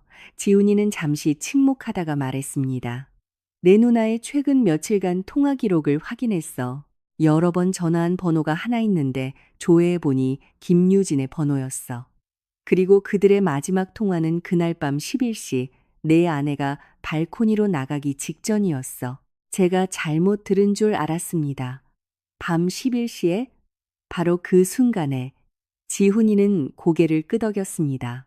바로 그거야. 그리고 그 통화 후 약 30분 뒤에 길모퉁이 가게 CCTV에 후드티와 마스크를 쓴 여자가 내 아파트 단지로 들어가는 모습이 찍혔어. 약 1시간 뒤에 그녀는 떠났고 저는 아무 말도 할 수 없어 떨고 있었습니다. 지훈이는 저를 쳐다봤습니다. 그의 목소리는 긴장되어 있었습니다. 내가 침착함을 유지해야 해. 확실한 단서가 있지만 최종 결론을 내리려면 더 많은 증거가 필요해. 나는 상부에게 유진 씨 집 수색영장을 요청하고 내 누나를 조사해 소환할 거야. 저는 조용히 앉아 위를 쳐다봤습니다. 누나의 방문은 여전히 닫혀 있었습니다. 집의 정적 속에서 저는 오직 제 심장 소리만 들을 수 있었습니다. 지훈이가 일어서며 제 어깨를 툭 쳤습니다. 여기 있어. 아무것도 하지 마. 소식이 있는 대로 돌아올게. 그는 문을 열고 나갔고 방금 들은 김유진이라는 이름과 함께 저를 어둠 속에 홀로 남겨두었습니다. 저는 계단을 바라보며 앉아 있었고 마음속은 혼돈 그 자체였습니다. 김유진. 그 이름이 귓가에서 윙윙거렸습니다. 누나의 가장 친한 친구. 그녀가 제 아내의 음식에 독을 탔을지도 모릅니다. 하지만 내 누나는 그녀는 연루되었을까? 아니면 그냥 이용당했을까? 생각에 잠겨 있는데 위층에서 문이 열리는 소리가 들렸습니다. 익숙한 발소리. 누나가 계단을 내려오고 있었습니다. 얼굴은 지쳐 있었고 눈은 빨갰습니다. 그녀는 저를 보고 거실을 둘러보며 무언가 찾는 듯 했습니다. 지훈이 갔어? 목소리가 들리던데. 그녀의 목소리가 떨렸습니다. 저는 대답하지 않고 그녀를 쳐다봤습니다. 그저 그 눈을, 그 얼굴을 쳐다봤습니다. 제가 30년 동안 사랑하고 존경했던 누나의 얼굴을. 민서는 제 시선에 당황했습니다. 왜 그렇게 쳐다봐? 무슨 일 있어? 저는 심호흡을 하고 놀랍도록 차분한 목소리로 말했습니다. 누나, 질문 하나만 할게. 솔직하게 대답해줘. 누나는 얼어붙었습니다. 얼굴이 창백해졌습니다. 뭐? 무슨 일인데? 민준아. 저는 일어나 그녀에게 다가갔습니다. 저는 눈도 깜빡이지 않고 그녀의 눈을 똑바로 쳐다봤습니다. 누나, 김유진 알아. 누나의 온몸이 움찔했습니다. 입술이 움직였지만 아무 말도 나오지 않았습니다. 잠시 후 그녀는 더듬거렸습니다. 유진이? 내 친구잖아. 왜 물어? 저는 시선을 떼지 않고 그녀를 계속 쳐다봤습니다. 지혜한테 그 일이 일어났던 그날 밤 그녀가 여기 있었어. 누나는 한 걸음 물러나 벽에 기댔습니다. 얼굴이 하얗게 질렸습니다. 아니야. 걔가 왜 여기에 있어? 그녀의 목소리가 갈라지고 떨렸습니다. 저는 주머니에서 지훈이가 남긴 봉투를 꺼내 머리카락이 든 봉지를 꺼냈습니다. 이 머리카락, 그날 밤 우리 집 발코니에서 발견됐어. DNA 분석을 했는데 김유진의 것이야. 저는 머리카락을 그녀의 얼굴 가까이 가져갔습니다. 설명해봐. 왜 내 친구의 머리카락이 한밤중에 우리 집 발코니에 있었던 거야? 민서는 머리카락을 쳐다봤습니다. 그녀의 눈이 공포로 커졌습니다. 그녀는 미친 듯이 고개를 저었습니다. 아니, 그럴 리 없어.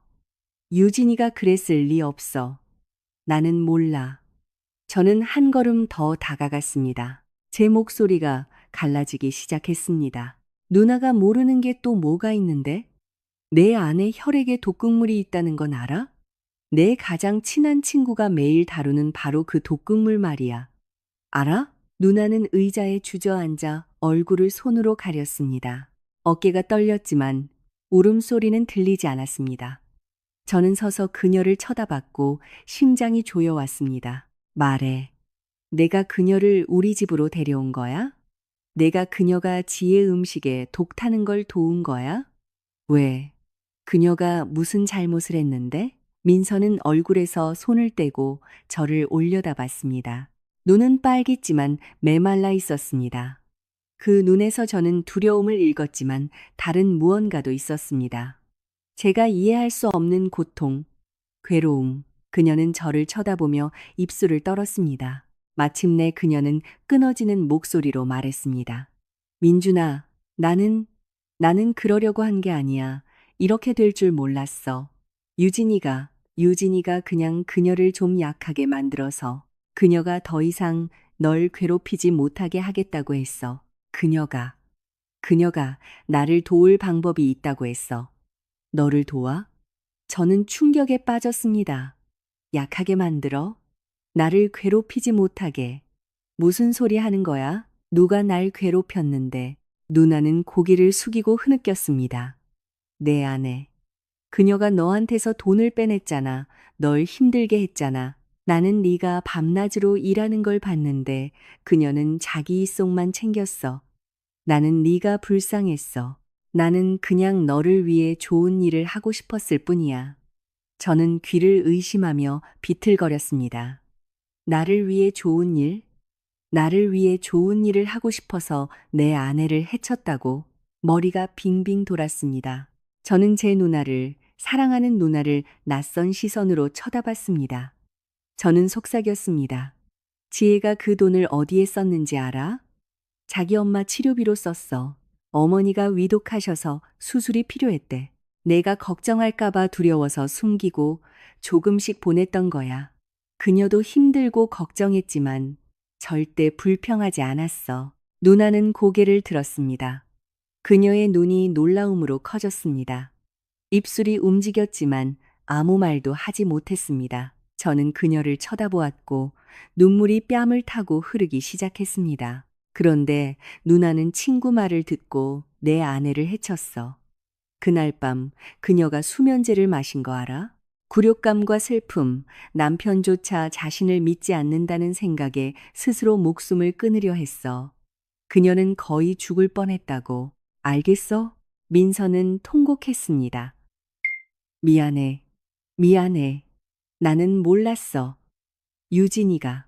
유진이가 아주 조금만 아무 일도 없을 거라고 했어. 저는 손을 내저었습니다. 아무 일도 없어? 내 아내는 중환자실에 있어.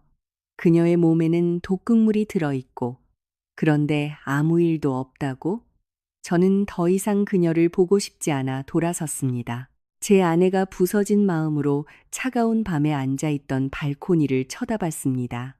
그 다음 제 손을 보았습니다. 그 문을 잠갔던 손.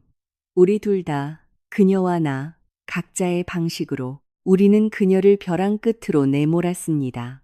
누나가 뒤에서 떨리는 목소리로 말했습니다. 민준아, 내가 잘못한 거 알아. 하지만 저는 돌아섰습니다. 유진이가 뭐, 누나는 침을 삼켰습니다. 그녀의 눈에는 공포가 서려 있었습니다. 유진이는 그냥 내 부탁을 들어준 게 아니야. 그녀는 자기만의 동기가 있었어. 그녀가 내 아내가 자기 오빠의 죽음에 책임이 있다고 했어. 3년 전에 저는 마치 냉수를 뒤집어 쓴 것처럼 얼어붙었습니다. 제 아내가 유진이 오빠의 죽음에 책임이 있다고? 언제 그런 일이 지혜에게서 그런 이야기는 들어본 적이 없었습니다. 저는 누나를 쳐다보며 다그쳤습니다. 무슨 이야기야? 말해봐. 누나는 떨면서 끊어지는 목소리로 이야기하기 시작했습니다. 3년 전에 유진이 오빠가 산업재해로 죽었어. 너희 결혼하기 전에 지혜랑 같은 공장에서 일했대. 그때 지혜가 공단에 있는 공장에서 일했는데 그 오빠도 거기 있었어. 사고 후에 그가 죽었고 유진이네 가족은 지혜가 안전수칙을 위반해서 그가 죽었다고 했어. 저는 기억해냈습니다. 정말로 결혼 전에 지혜는 몇 년 동안 공장에서 일했습니다. 하지만 어떤 사고에 대해서도 이야기한 적이 없었습니다. 저는 그저 회사가 문을 닫아서 그만뒀다고만 알고 있었습니다. 알고 보니 그녀의 과거에 그런 어두운 에피소드가 있었던 겁니다. 누나는 계속했습니다. 유진이는 자기 가족이 지혜를 고소했지만 증거가 부족해서 사건이 종결됐다고 했어. 그들은 3년 내내 원한을 품고 있었던 거야. 내가 돈 문제로 지혜가 너한테서 돈을 가져가는 것 때문에 유진이한테 고민을 털어놓았을 때 유진이가 나한테 그랬어. 거봐, 내가 말했잖아. 저 여자가 예전에 내 오빠를 죽이더니 이제는 내 동생을 죽이고 있어. 버릇을 고쳐줘야 해. 저는 손톱이 손바닥을 파고들도록 주먹을 꽉 쥐었습니다. 버릇을 고쳐줘. 독살과 자살 유도를 교훈이라고 부르는 건가? 저는 누나를 이 모든 것을 떨면서 이야기하는 사랑하는 누나를 쳐다봤습니다. 그리고 심장은 그녀에 대한 분노가 아니라 더 깊은 고통, 복수심이 어떻게 사람을 눈멀게 할 수 있는지에 대한 깨달음으로 조여왔습니다. 저는 눈을 감았고 어둠 속에서 두 개의 이미지가 떠올랐습니다. 첫 번째는 제 지혜, 조용하고 온화하며 가족을 돌보는 소녀. 두 번째는 유진, 3년 동안 오빠를 잃은 고통을 가슴에 품고 복수할 기회만을 밤낮으로 기다려온 여자. 그들 중 누가 정말 희생자일까? 지혜는 만약 죄가 있었다면 아마도 우연한 상황의 연속이었을 겁니다. 그리고 유진은 과거의 희생자였지만 이제는 현재의 범죄자가 되었습니다. 악순환. 복수는 복수를 낳고 그리고 저는 이 악순환의 한가운데 서 있었고 심장은 찢어졌습니다. 반은 아내를 위해 다른 반은 누나에 대한 고통스러운 연민으로 누나는 바닥에 주저앉았습니다. 그녀의 눈물이 봇물처럼 터졌습니다. 미안해, 민준아. 나는 모든 게 간단할 거라고 생각했어. 그냥 그녀를 좀 약하게 만들어서 더 이상 너한테서 돈을 빼가지 못하게 하려고 유진이에게 다른 목적이 있을 줄은 몰랐어. 그녀는 아주 조금만 아무 일도 없을 거라고 했어. 내가 얼마나 바보였는지, 민준아. 저는 그녀를 쳐다봤고 심장이 찢어졌습니다. 저는 그녀가 저를 사랑하고 제가 많이 일하는 것을 안타까워한다는 것을 알았습니다. 하지만 복수심에 이용당한 그 사랑은 살인의 도구가 되었습니다. 저는 그녀를 전적으로 비난할 수는 없었지만 쉽게 용서할 수도 없었습니다. 저는 그저 그녀가 우는 모습, 우리 가족이 제 눈앞에서 무너지는 모습을 지켜볼 뿐이었습니다. 저는 아버지의 사진이 걸려있는 액자를 쳐다봤습니다. 그는 흑백 사진 속에서 인자하게 웃고 있었습니다. 아버지는 항상 가족이 가장 중요하며 서로 사랑하고 보호해야 한다고 가르치셨습니다. 아빠, 보이세요? 바로 그 사랑이 오늘 우리 가족을 파괴했어요. 저는 누나에게 몸을 돌렸습니다. 제 목소리가 갈라졌습니다. 누나, 만약 그날 저녁에 유진이 말을 듣는 대신 앉아서 나랑 얘기하고 지혜랑 얘기했더라면 모든 게 달라졌을 거라는 거 알아? 지혜는 모든 걸 설명했을 거고 나는 모든 걸 이해했을 거고 누나는 이용당하지 않았을 거야. 누나는 빨갛고 부은 눈으로 저를 올려다봤습니다. 그녀는 아무 말도 할 수 없었습니다. 저는 계속했습니다. 복수는 눈을 멀게 해. 누나. 사람들에게 진실을 보지 못하게 하고 이성의 목소리를 듣지 못하게 해. 유진이는 복수심에 눈이 멀었고 누나는 사랑에 눈이 멀었어. 그리고 너희 둘 다 실수했어. 누나는 통곡하며 제 다리를 붙잡았습니다. 민준아, 미안해. 미안해. 저는 몸을 숙여 그녀의 어깨에 손을 얹고 아무 말도 하지 않았습니다. 밖에서는 계속 비가 내렸습니다. 방은 어둠과 눈물에 잠겼습니다. 저는 제 아내가 부서진 마음으로 차가운 밤에 앉아있던 발코니를 쳐다봤습니다. 저는 스스로에게 물었습니다. 만약 처음부터 이 가족 중 누군가가 솔직한 대화를 결심했다면 그 밤이 일어났을까? 만약 내가 아내에게 그 돈에 대해 묻고 침묵하고 의심하는 대신에 물었다면, 만약 누나가 친구의 꼬드김을 듣는 대신에 지혜의 상황에 대해 나에게 물었다면, 만약 유진이가 3년 전 사건의 진실을 밝히기 위해 지혜와 만났더라면 가슴에 복수심을 품는 대신에 말이다. 아마 아무 일도 없었을 것이다. 하지만 인생에는 만약이 없다. 일어난 일은 일어난 일이다. 우리 모두에게 씁쓸한 교훈만 남았을 뿐. 다음 날 아침, 저는 아주 일찍 병원에 도착했습니다. 복도는 텅 비어 있었고, 오직 제 발소리만이 타일바닥에 울려 퍼졌습니다. 소독약 냄새는 여전히 코를 찔렀지만, 오늘은 눈까지 시리게 하는 것 같았습니다. 저는 아내의 병실 앞에 멈춰서서 문손잡이에 손을 얹었지만, 감히 열지 못했습니다. 저는 긴 연설을 준비했습니다. 사과하고, 알게 된 모든 것을 이야기하고, 그녀를 사랑하고, 그녀를 믿고, 항상 곁에 있겠다고 말할 작정이었습니다. 하지만 문이 열렸을 때 그 모든 말들은 사라졌습니다.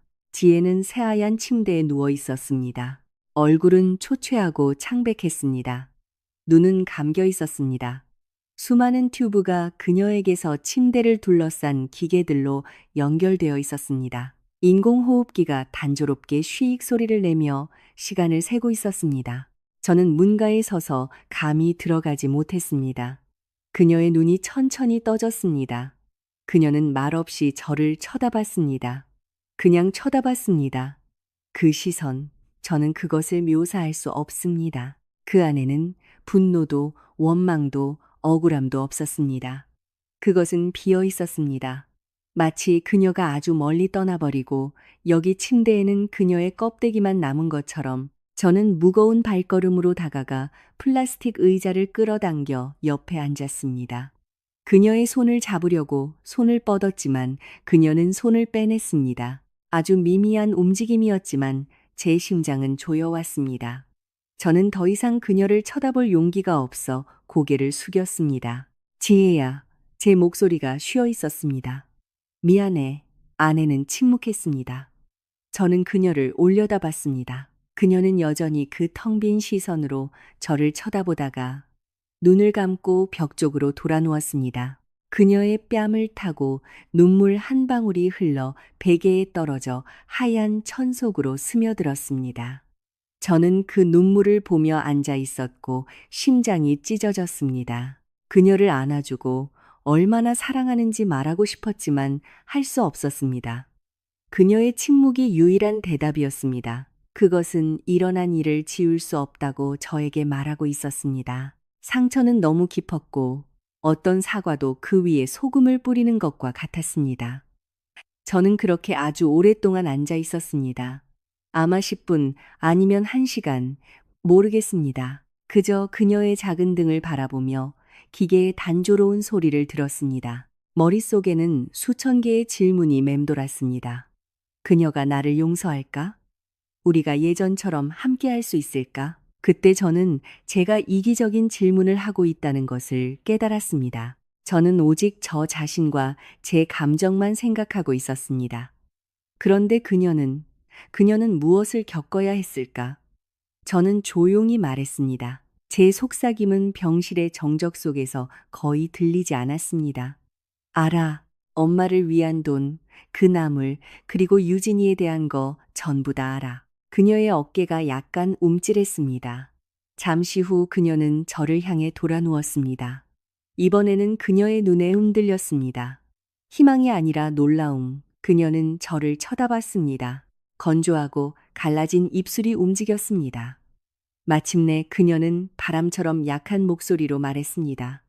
그럼 당신은 3년 전에 그 오빠한테 실제로 무슨 일이 있었는지 알아? 저는 고개를 저었습니다. 지혜는 눈을 감았습니다. 또 다른 눈물 한 방울이 뺨을 타고 흘렀습니다. 그녀는 한 단어 한 단어 힘들게 하지만 또렷하게 말했습니다. 그날 나는 그를 구하려고 했어. 무너진 잔해 밑에서 그를 끌어내려고 했지만 늦었어. 내 팔에는 아직도 파편에 긁힌 흉터가 남아 있어. 그의 죽음을 잊을 수 없어. 하지만 그녀는 절대 나를 믿지 않았어. 그녀는 깡마른 팔을 들어 손목에 희미한 흉터를 보여줬습니다. 저는 아내를 그 흉터를 보며 얼어붙었습니다. 알고 보니 그녀는 3년 내내 동료를 잃은 고통뿐만 아니라 그의 가족으로부터의 증오까지 짊어지고 있었던 겁니다. 그녀는 사람을 구하려 했지만 그의 죽음에 대한 비난을 받았습니다. 그리고 이제 그녀의 남편마저 그녀를 의심했습니다. 저는 그녀의 손을 잡았습니다. 이번에는 그녀가 손을 빼지 않았습니다. 저는 그녀의 깡마르고 떨리는 손바닥을 제 얼굴에 대고 아이처럼 울었습니다. 일주일 후 모든 것이 명확해졌습니다. 유진이는 직장에서 체포되었습니다. 그녀의 원룸에서 경찰은 바로 그 화학물질이 담긴 용기를 발견했습니다. 그녀는 모든 것을 자백했습니다. 3년간의 복수는 치명적인 결과가 없었고 감형 사유를 고려하여 그녀에게 집행유예로 돌아왔습니다. 하지만 집행유예는 자유가 아닙니다. 그것은 평생의 낙인이고 씻을 수 없는 오점입니다. 제 누나는 공범으로 여러 차례 조사를 받았습니다. 결국 그녀는 화학물질의 위험성을 몰랐고 수사에 적극적으로 협조했기 때문에 형사 책임에서 벗어났습니다. 하지만 그녀는 이 집에 머물 수 없었습니다. 지혜를 볼 때마다 그녀는 울었고 몸을 떨었습니다. 한 달 후 그녀는 어머니가 계신 시골로 가도 되냐고 물었습니다. 저는 기차역에서 그녀를 배웅했습니다. 우리는 아무 말 없이 서로를 안고 울었습니다. 누나는 잠시 떠나는 것이고 진정되면 돌아오겠다고 말했습니다. 저는 그 언제가 아주 오랫동안 오지 않을 수도, 어쩌면 영원히 오지 않을 수도 있다는 것을 알았습니다. 우리 집은 텅 비었습니다. 식탁에는 이제 둘만 앉았습니다. 지혜는 말이 줄었습니다. 그녀는 여전히 요리하고 청소하고 저에게 미소 지었습니다. 하지만 그녀의 미소는 더 이상 예전처럼 빛나지 않았습니다. 희미하고 먼 그림자 같았습니다. 종종 밤에 깨어나면 그녀가 발코니에 혼자 앉아 아래를 내려다보는 것을 보았습니다. 저는 다가가 옆에 앉아 아무것도 묻지 않고 그저 함께 차가운 바람을 맞으며 앉아 있었습니다. 비극이 시작된 장소인 발코니는 이제 우리의 공통된 강박이 되었습니다. 바람 없는 밤에 우리는 종종 그곳에 앉아 있었습니다. 지혜는 그 운명의 밤에 그녀의 신발 자국이 남았던 난간을 쳐다봤습니다. 저는 그녀를 쳐다보았고 심장이 조여왔습니다. 저는 그녀가 과거를, 그녀 인생의 가장 절망적인 순간을 보고 있다는 것을 알았습니다. 어느 날 저는 조용히 물었습니다. 나를 용서했어? 그녀는 오랫동안 침묵하다가 저를 향해 돌아섰습니다. 그녀의 눈에서 저는 깊은 슬픔과 함께 어떤 따뜻한 불꽃을 보았습니다. 그녀는 대답하지 않고 그저 제 손 위에 자신의 손을 얹었습니다. 가벼운 악수. 하지만 저는 알았습니다. 이것은 완전한 용서가 아니었습니다. 그것은 받아들임이었습니다. 앞으로 살아가야 한다는 것을 받아들이는 것, 상처가 남을 것이라는 것을 받아들이는 것, 우리가 평생 이것을 안고 살아가야 한다는 것을 받아들이는 것. 제 친구 지훈이는 가끔 놀러 왔습니다. 그는 유진이가 형을 받고 도시를 떠나 행방이 묘연해졌다고 말했습니다. 그녀의 가족도 마을 사람들 앞에 나서기를 꺼리며 부끄러워한다고 했습니다. 그리고 제 누나는 시골에서 매일 교회에 가서 기도하며 자신의 죄를 뉘우치고 있다고 했습니다. 엄마는 떨리는 목소리로 전화해서 며느리의 안부를 물었습니다. 너무 부끄럽다. 내 아내에게 내가 미안하다고 전해줘. 저는 전했습니다. 지혜는 그저 슬프게 미소 지으며 아무 말도 하지 않았습니다. 어제 저는 혼자 발코니에 나갔습니다. 쌀쌀했습니다. 가을바람이 불었습니다. 저는 포플러 나무를 내려다봤습니다. 잎사귀가 이미 노랗게 변하기 시작했습니다. 저는 잿빛 하늘을 쳐다보며 스스로에게 물었습니다. 내 안에는 아직 다른 색깔을 볼 수 있을까? 아니면 그녀의 눈에는 지난 날들의 잿빛만 남았을까? 뒤에서 슬리퍼 끄는 소리가 들렸습니다. 지혜가 나왔습니다. 손에는 따뜻한 차 2잔이 들려 있었습니다. 그녀는 한 잔을 제게 건네고 난간에 기대어 먼 곳을 바라봤습니다. 우리는 첫 빗방울이 떨어지기 시작하는 것을 보며 말없이 서 있었습니다. 제 손의 찻잔은 뜨거웠지만 마음속 어딘가는 차가웠습니다. 돌이킬 수 없는 상실과 아물지 않는 상처 때문에 차가웠습니다. 지혜가 조용히 말했습니다. 그녀의 목소리는 연기처럼 가벼웠습니다. 민준 씨, 우리 이사 가요. 저는 그녀를 향해 돌아섰습니다. 그녀는 여전히 먼 곳을 바라보고 있었습니다. 눈이 빨갰습니다. 나 여기서 더는 못 있겠어요. 발코니에 나갈 때마다 모든 게 생각나요. 저는 그녀의 손을 더 꽉 잡으며 고개를 끄덕였습니다. 그래, 이사 가자. 당신이 원하는 곳이면 어디든 가자. 비가 거세졌습니다. 우리는 방으로 들어가 유리문을 닫았습니다. 반투명 유리 너머로 발코니가 비에 흐릿해졌습니다. 그곳에서 우리 삶의 일부가 죽었습니다. 하지만 저는 우리가 앞으로 살아갈 것이라는 것을 알았습니다. 상처와 교훈, 그리고 서로와 함께 살아갈 것입니다. 왜냐하면 모든 것에도 불구하고 우리는 여전히 서로가 있기 때문입니다. 제가 이 글을 쓰는 지금도 제 손은 여전히 떨립니다. 추위 때문이 아니라 과거가 어디에도 가지 않았기 때문입니다. 그것은 제 몸의 모든 세포에서 타오르고 있습니다. 저는 여러분에게 학교에서는 가르쳐 주지 않는 교훈에 대해 이야기하고 싶습니다. 오직 인생만이 가장 잔인한 방식으로 그것들을 깨닫게 합니다. 첫 번째 교훈.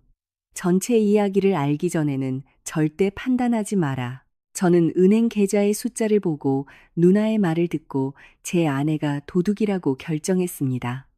저는 묻지도 알아보지도 그녀에게 기회도 주지 않았습니다. 알고 보니 그 숫자 뒤에는 어머니를 잃을까 두려워하는 딸의 공포가 있었습니다. 그녀의 침묵 뒤에는 남편을 걱정시키고 싶지 않은 마음이 있었습니다. 저는 진실의 10분의 1만 알고 판결을 내렸습니다. 그리고 그 성급함의 대가는 가장 소중한 사람의 생명이 될 뻔했습니다. 두 번째 교훈. 복수는 아무것도 해결하지 않는다. 그것은 단지 새로운 복수를 낳을 뿐이다. 유진이는 3년 동안 원한을 품고 살았습니다. 그녀는 복수가 자신에게 위안을 줄 것이라고 생각했지만 결국 그녀는 모든 것을 잃었습니다. 자유, 평판, 그리고 마지막 남은 양심까지. 그리고 남겨진 우리는 평생 이 마음의 상처를 안고 살아가야 합니다. 만약 그녀가 3년 전에 지혜와 앉아서 이야기할 수 있었다면 아마 모든 것이 달라졌을 것입니다. 하지만 복수심이 그녀의 눈을 멀게 했습니다. 세 번째 교훈. 사랑 또한 이성적이어야 한다. 제 누나는 저를 사랑했습니다. 제가 많이 일하고 아내가 저에게서 돈을 가져가는 것을 안타까워했습니다. 하지만 지혜와 이해가 결여된 이 사랑은 악에 이용당했습니다. 그녀는 동생을 보호하고 있다고 생각했지만 실제로는 그를 벼랑으로 밀고 있었습니다. 사랑하는 것만으로는 부족합니다. 듣고 다른 사람의 입장이 되어보고 행동하기 전에 물어볼 줄 알아야 합니다. 네 번째 교훈. 가족은 가장 취약한 곳이다. 왜냐하면 우리는 무조건적으로 신뢰하기 때문이다. 그리고 의심이 생기면 그것은 외부의 어떤 타격보다 더 아프게 상처를 입힌다. 저는 아내를 의심했고, 아내는 스스로를 의심했고, 누나는 다른 사람의 선의를 의심했습니다. 그리고 이 모든 의심이 타인의 복수심과 뒤섞여 우리 가족을 거의 파괴할 뻔했습니다. 친구 여러분, 모든 가족에게는 말하지 않는 무언가가 있습니다. 걱정, 어려움, 조용한 희생. 제 아내는 제가 걱정하지 않도록 조용히 고통받으며 자신을 희생했습니다. 저는 그 희생을 보지 못했습니다. 누나는 그 걱정을 보지 못했고 우리 모두는 그 대가를 치렀습니다. 저는 지금 제 아내를 봅니다. 매일이 그녀가 앞으로 살아가려고 노력하는 날입니다. 그녀의 영혼에 난 상처는 아마 영원히 완전히 아물지 않을 것입니다. 그것은 차가운 겨울밤, 잠긴 발코니 문, 그녀의 몸에 들어간 수면제 방울에 대한 기억처럼 타오를 것입니다. 하지만 그녀는 여기에 있고 제 손을 잡고 매일 노력합니다. 그리고 저에게는 그것으로 충분합니다. 제가 배운 마지막 교훈은 때로는 용서하는 것이 과거를 지우는 것을 의미하지 않는다는 것입니다. 그것은 그것을 받아들이고 함께 앞으로 나아갈 길을 선택하는 것을 의미합니다. 여러분의 집에 조용히 고통받는 사람이 있습니까? 여러분이 모르는 채 타오르는 고통이 있습니까? 행복이 생각보다 훨씬 더 연약하다는 것을 깨닫기에는 너무 늦을 때까지 기다리지 마십시오. 오늘 저녁 저는 다시 발코니에 나갔습니다.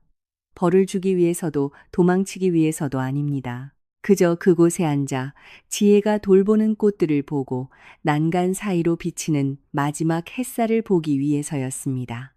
발코니는 이제 저에게 악몽의 장소가 아닙니다. 그것은 상기시키는 장소입니다. 행복이 얼마나 연약한지, 침묵이 어떻게 영혼을 죽일 수 있는지, 생각 없는 행동 하나가 가장 소중한 모든 것을 파괴할 수 있는지에 대한 상기. 제 아내는 집에서 저녁을 준비하며 저를 기다리고 있습니다. 우리가 함께 살아가는 매일은 우리가 함께 치유하는 법을 배우는 날입니다. 쉽지는 않지만 우리에게는 서로가 있습니다. 만약 이 이야기가 여러분의 마음을 움직였다면 잠시 멈춰서서 여러분의 집을 돌아보십시오. 조용히 고통받는 사람이 있습니까? 여러분이 한 번도 물어보지 않은 고통이 있습니까? 너무 늦기 전에 기다리지 마십시오. 제 이야기를 들어주셔서 감사합니다. 이 이야기가 교훈적이라고 생각하신다면 다른 한 사람이 생각에 잠길 수 있도록 공유해 주십시오. 그리고 다음 이야기를 놓치지 않도록 채널을 구독하는 것을 잊지 마십시오.